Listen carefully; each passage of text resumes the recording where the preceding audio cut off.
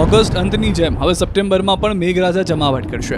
હવામાન નિષ્ણાંતોએ ભૂક્કા બોલાવી દે તેવી આગાહી કરી છે, કારણ કે ગુજરાતમાંથી એક બે નહીં પણ ચાર વરસાદી સિસ્ટમ ચક્રાઓ મારી રહી છે અને આ ચાર વરસાદી સિસ્ટમને ગુજરાતને ભાદરવામાં જ પાણી કરી દેશે. હવામાન વિભાગના મતે 2 દિવસ ખૂબ જ ભારે રહી શકે છે. તેમજ 6 સપ્ટેમ્બર સુધી ઘણા ભાગોમાં રેડ એલર્ટ આપ્યું છે, જ્યાં ત્યાં ભારે વરસાદ ખાબકી શકે છે. સાથે 6, 7 અને 8 સપ્ટેમ્બરે પવનની ઝડપ જોવા મળી શકે છે અને તોફાની વરસાદ ખાબકી શકે છે. સૌરાષ્ટ્રમાં પણ વરસાદ છોતરાફાડ પड़ी सके छे.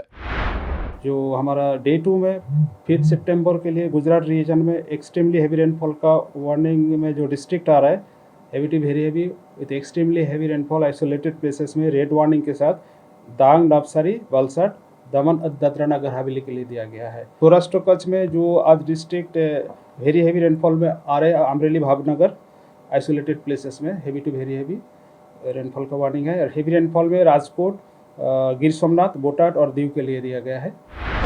હવામાન વિભાગની સાથે સાથે આગાહીકાર અંબાલાલે પણ ખતરનાક આગાહી કરી. અંબાલાલના મતે 3 થી 4 દિવસ સિસ્ટમ ગુજરાતમાં તબાહી મચાવી દેશે. ખાસ કરીને સૌરાષ્ટ્રના કેટલાક ભાગો, મધ્ય ગુજરાત અને દક્ષિણ ગુજરાતમાં ભારે વરસાદ થઈ શકે.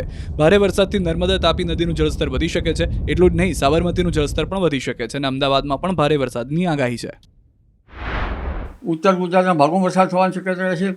પાટણ, સમી, હારીજના ભાગોમાં વરસાદ થવાની શક્યતા રહેશે. મહેસાણાના ભાગોમાં વરસાદ થવાની શક્યતા રહેશે.